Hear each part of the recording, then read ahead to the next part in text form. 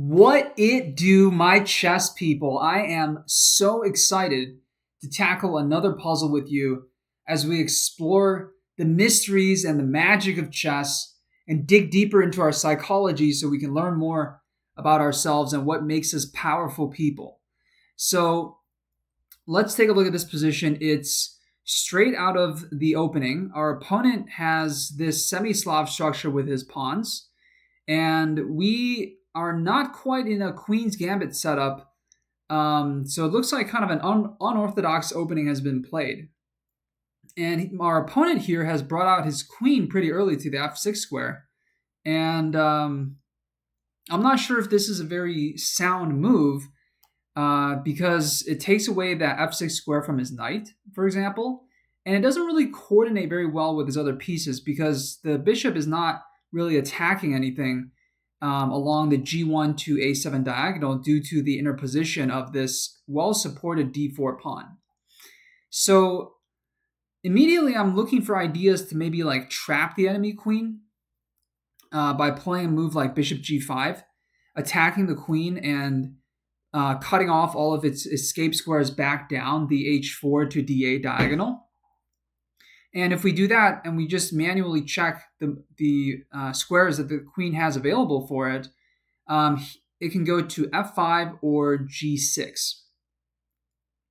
If he goes to g6, we can potentially play knight to f4 and cut off the g6 and the h5 squares from the queen.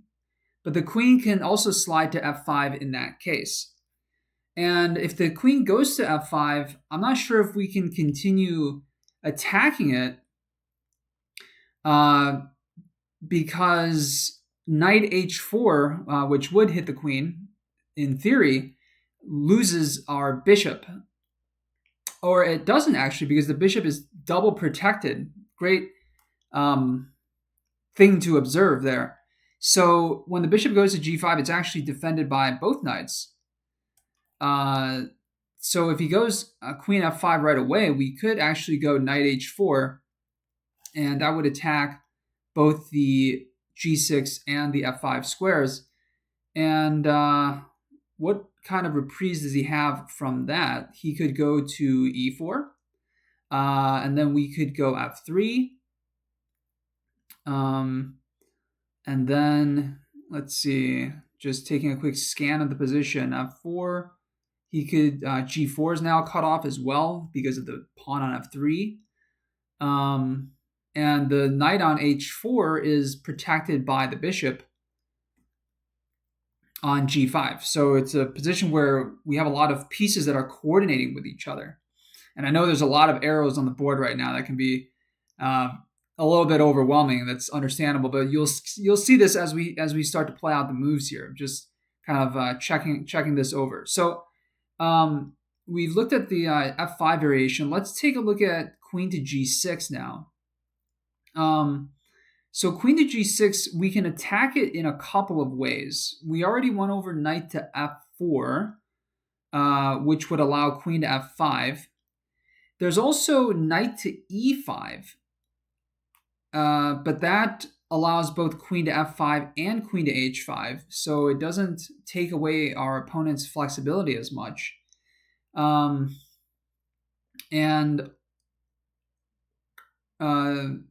other move is knight to h4, which cuts off f5, but allows h5, queen to h5.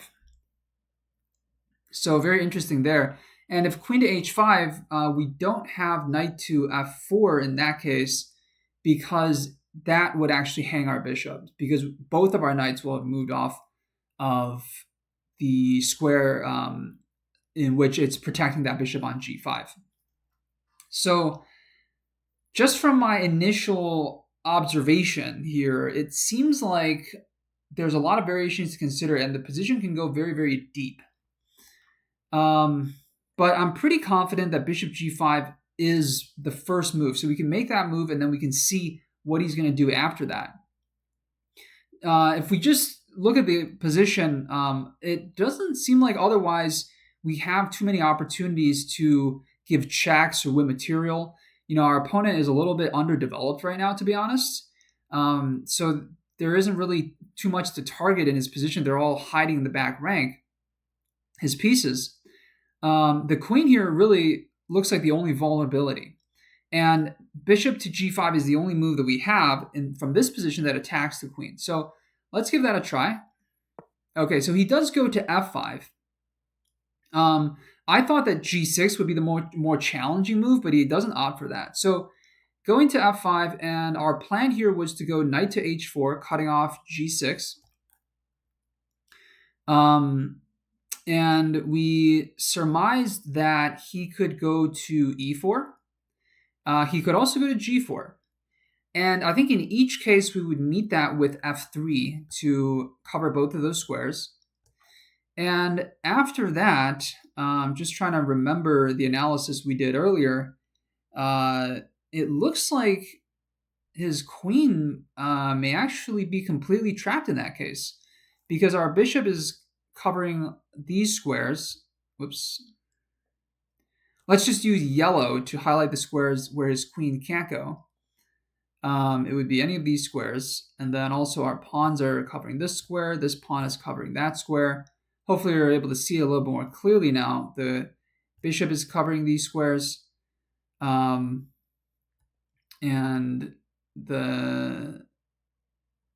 I see it. So he could go to h5. Okay, so he could go g4 to h5.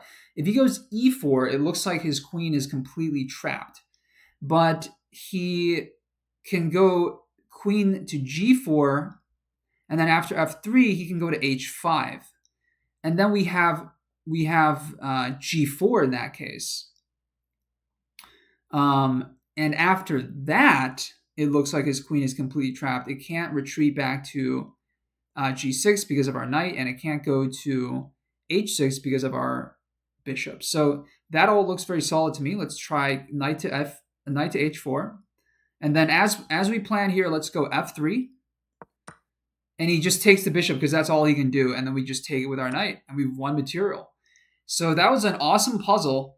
Let's take a look at the analysis just to address some of the questions that we had about this position.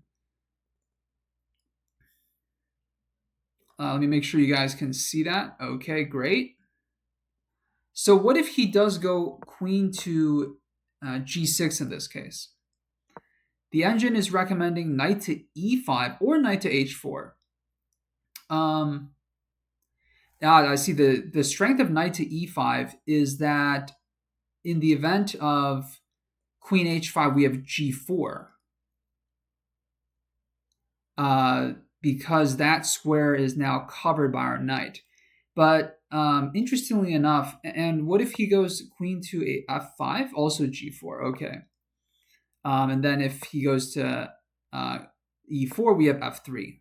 So that would trap the queen in that variation. And then going to h5, we have g4 again. And after queen takes h3, we just take back with our bishop. So we're not hanging our knight here, which is pretty important by playing g4 because our bishop is there on f1. So everything seems to be covered here in all of these variations. And the engine also says knight to h4 works because, and this is interesting, so queen to h5 was the move that I was concerned about. If g4, which is what the engine is recommending, queen takes g4, rook h1, and if he goes back to h5, then knight to f4. And the rook is now covering the bishop. So earlier we said we couldn't go to f4 because that would remove both defenses from the g5 bishop. But in this variation, rook to g1, attacking the queen also defends that bishop. So there were tons of variations in this position to calculate. We didn't calculate any of them. We used a couple of heuristics using the idea that bishop g5 is the only move that exploits a vulnerability in his position. And then after he went queen to f5, we had some lines prepared for that. And then the G6 line, I thought was a little bit more challenging, but the engine backs us up with this analysis. So that's the end of the puzzle. I hope you guys have enjoyed. And make sure to check out some of the earlier videos that we post on this channel. They all contain interesting puzzles, and each one explores a different way of thinking about puzzles and solving them. And yeah, hope you guys have enjoyed, and I'll see you next time.